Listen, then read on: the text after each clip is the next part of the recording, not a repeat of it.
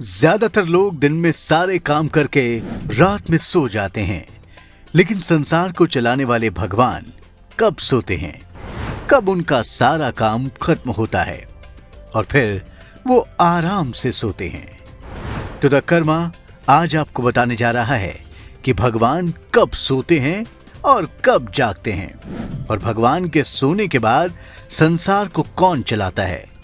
तो ये जानने के लिए आप इस वीडियो को पूरा जरूर देखिए।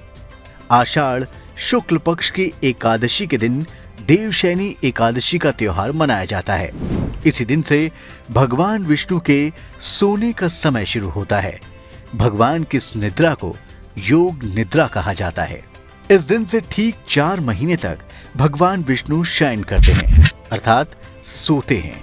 भगवान विष्णु क्षीर सागर में 4 महीने तक शेषनाग की शैया पर शयन करते हैं। देवशयनी एकादशी को भगवान विष्णु तो सो जाते हैं, लेकिन संसार का पालन पोषण नहीं रुकता। संसार तो उसी तरह चलता रहता है। तो हम आपको बता दें कि भगवान के सोने के बाद देवी योग माया संसार का कार्यभार अपने हाथों में ले लेती हैं।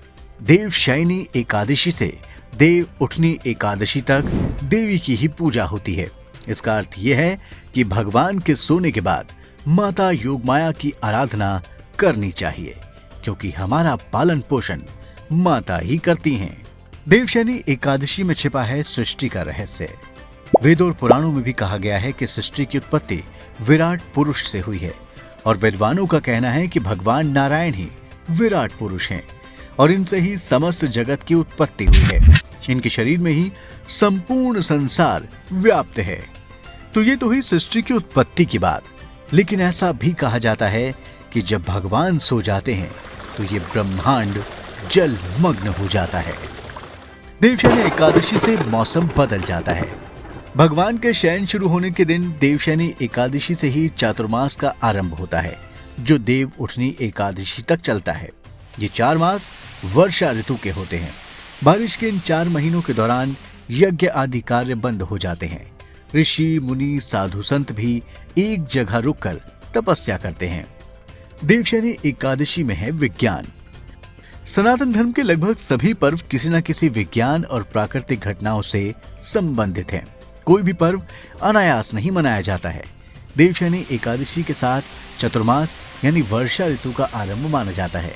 इस दौरान एक स्थान पर ठहरना कई बीमारियों से बचाता है और बादलों की वजह से सूर्य की रोशनी धरती पर कम पहुंच पाने के कारण धरती पर कई प्रकार के कीड़े मकोड़ों का जन्म होता है, जो स्वास्थ्य के लिए हानिकारक होते हैं। यही कारण है कि देवशयनी एकादशी के बाद के 4 महीनों में आवागमन नहीं करने का भी विधान मिलता है। भोलेनाथ शिव और ब्रह्मा जी भी सो जाते हैं। केवल भगवान विष्णु ही शयन नहीं करते, बल्कि साल के 4 महीने ब्रह्मा, विष्णु और शिव तीनों योग निद्रा में चले जाते हैं।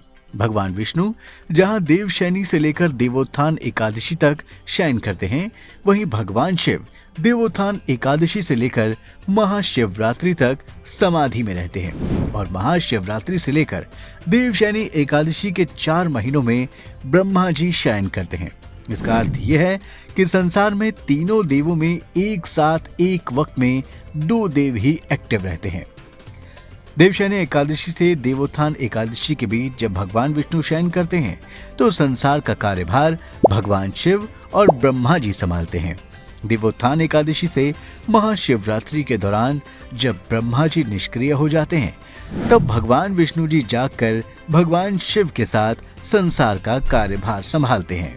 लेकिन पौराणिक कथाओं में एक प्रसंग आता है। जब सतयुग में चक्रवर्ती सम्राट मंधाता के राज्य में 3 वर्ष तक अकाल पड़ गया, तो वो ऋषि अंगीरा के पास गए और अपने राज्य के बारे में बताया।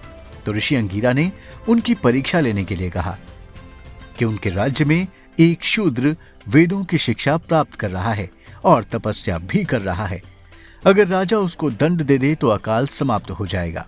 राजा ने कहा कि किसी निरपराध शूद्र को शिक्षा या तपस्या से वंचित करना अपराध है और ये अपराध वो नहीं करेंगे। तब ऋषि ने प्रसन्न होकर राजा को देवशयनी एकादशी का व्रत करने के लिए कहा। राजा ने ये व्रत किया और राज्य अकाल से मुक्त हो गया।